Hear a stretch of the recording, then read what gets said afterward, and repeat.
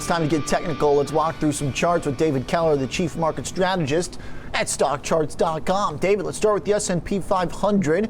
It's been sound. It hasn't been quite as powerful as the Russell, but it's been better than the NASDAQ. It's the benchmark for U.S. equity. So what do you make of it right now?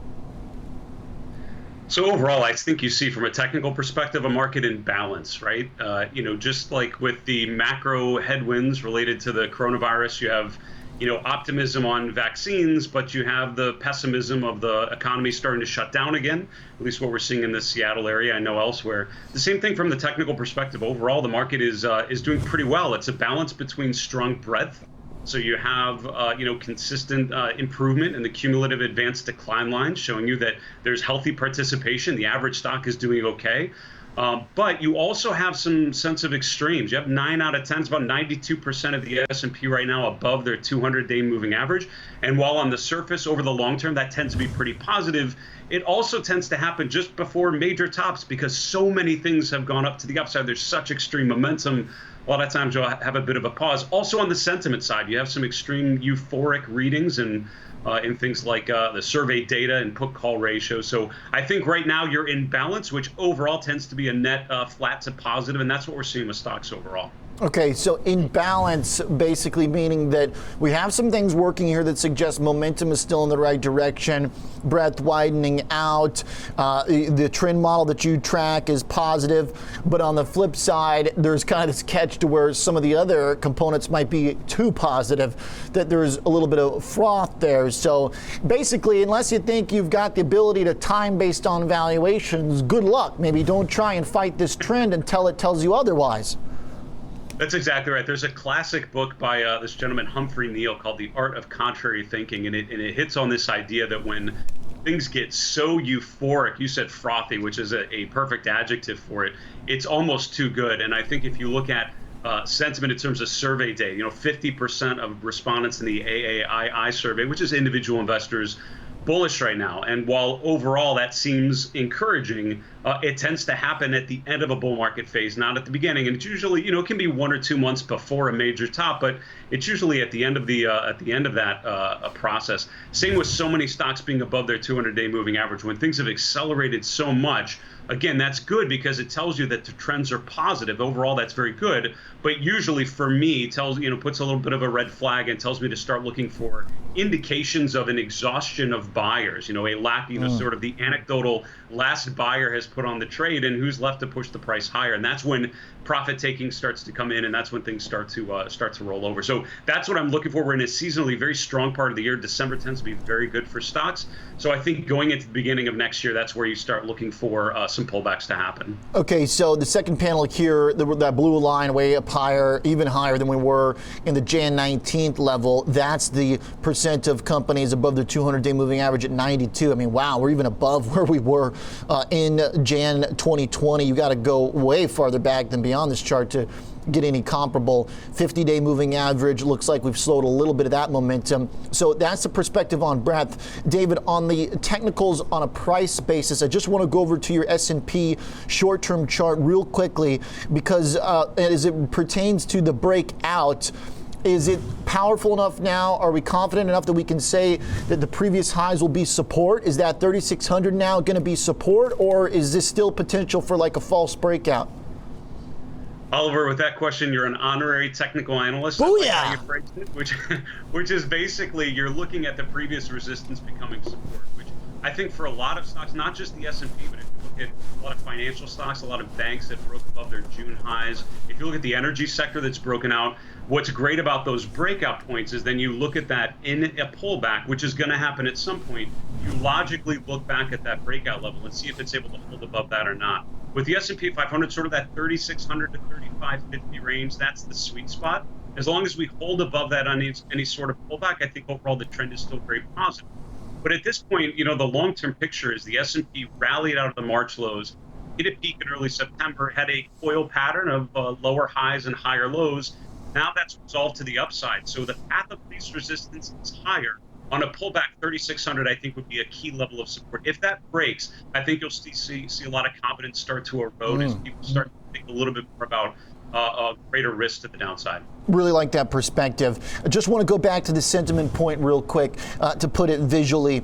David, if we look at that put-call ratio, we've watched this in the past get pretty low before. I was looking at this the other day. What's interesting is that, yes, we are on that very low just in terms of the put-call ratio. Obviously, as people get very bullish and they buy calls, this pink line goes down on top. And then this actually, the chart that we're looking at here goes back to the beginning of the year. But from what I see, the only time it stays under this level, not just a dip, but when it stays under like 0.45 for an extended period of time, the only other time I saw that happen was actually in .com. We've been to this level before briefly several times throughout the cycle, but staying down here for so long is what's pretty incredible. You hit on a key point earlier when you were talking about the percent of stocks above their 200-day moving average. You have a similar issue with this chart. When you don't see a historical, parallel, and you have to keep dragging more and more data in to try to find some time years and years ago where you've been this extreme, that tells you a little something about the extremities that we've reached. So put-call ratios being at extreme lows, and this is the equity-only put-call ratio. So it's getting rid of the index stuff, and it's just looking at equity options. These are extreme low levels, and the pink line there is actually the 5-day average. I smooth it out, and even the average, smoothing out the data a little bit is also at just an extreme low level, and you get it very rarely. And when you get it, it tends to be at a major market top. So again, that for me, sentiment indicators like this are a leading indicator. This tells you we are ripe for a pullback. Now you look for things like breadth to start to erode. You look for bearish divergences, which we haven't seen a ton of, but you're starting to look for that going into year end and see if stocks start to represent the price weakness that this euphoric sentiment would indicate. But it's sort of giving me the early stage of the end of an uptrend type of read for sentiment. Okay, let's go over to gold next, David. I really like the perspective and clarity too about the moving average as well there for put call. Let's go over to gold, to a chart that has been very fascinating. Do you see this as also potential resistance coming up here for gold, or is this the first time to really try and reverse this trend? What do you make of the bounce here over the last week after just months of getting pummeled? So this is one of those charts where I think you have to step back a little bit, take the 30,000-foot view. You see the rally up in gold and really peaking out in August, and then just this consistent downtrend since then. And if you look at gold spot, you look at the futures, you look at the XAU or GDX, one of the gold indexes or gold ETFs, you see a similar pattern with the GLD as well, which is this stepwise motion of lower highs and lower lows. It's just a nice, consistent, pretty classic downtrend coming off of an all-time high.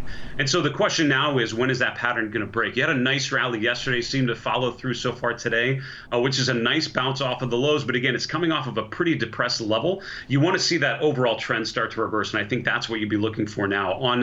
After we've digested these gains of the last 48 hours, do we pull back a little bit? Do we establish a higher low? And I think that's where you'll find a lot of buying interest start to emerge on gold stocks. But the gold and silver charts will look fantastic earlier this year. I mean, you'd be hard pressed to find better charts accelerating into that August high. And I'd be interested to see if you get enough of a rotation to go higher. For me, it's all about where we pull back and if we're able to hold these recent lows on the GDX or on the gold futures. Okay, so right now, you're not convinced quite yet in terms of this bounce being a reversal. It's got to find some actual real, support and extension of the strength.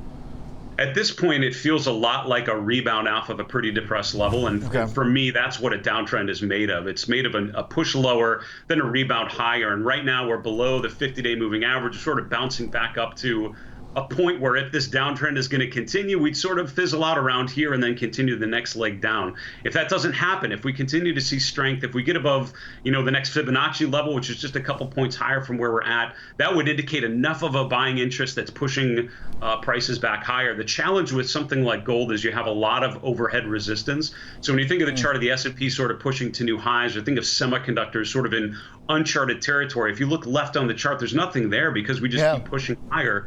With gold, there's a lot of overhead resistance, so I'm concerned that we'll have enough upside momentum to power through some of those levels. All right, great point. As we see, there was support along the way, right? So that kind of establishes all those different potential headwinds. Hey, David, real quick before I let you go, it looks to me like you've got a list of companies maybe to avoid in your report. Downtrends, Home Depot is the first one. I think this is really important because we were talking Toll Brothers, some of the fading enthusiasm for the housing sector. What's going on here? You think this thing is starting to look weak?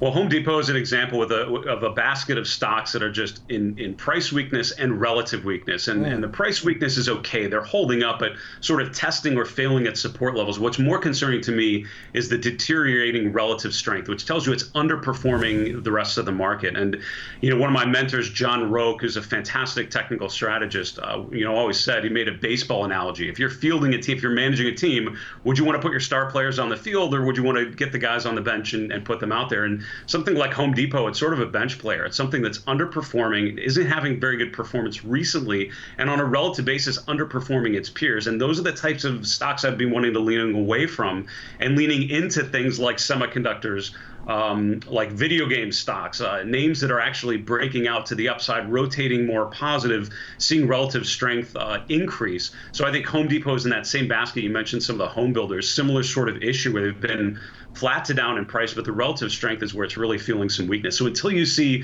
an improvement, see some accumulation signs in the form of price support holding, I think Home Depot is something you'd want to lean away from here. Okay, David, really liked pointing that out on a day where Home Depot now over the last two sessions has broken through those previous areas of support, places where it bounced. It looks like now we can maybe start calling this trend reversal. We'll see. I like pointing that out here. David, great stuff as always. Thanks for joining us. Pleasure, Oliver. Be well. Talk to you soon. Thank you. Really good charts from David Keller today, Chief Market Strategist at StockCharts.com.